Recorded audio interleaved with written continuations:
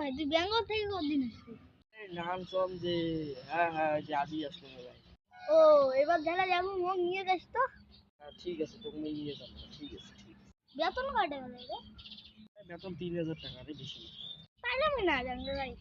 ভাই আরো আউট কামাই আছে রে, 5,500 টাকা। তাইলে আমি যাম ভাই। ভাই ওটা যে অনেক খাটনির কাম, পেলসা মারা খাবে।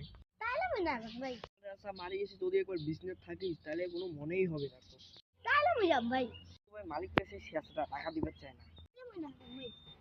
মালিক যদি দেয় আগে সেই টাকা দেয়। তাইলে আমি যাম ভাই।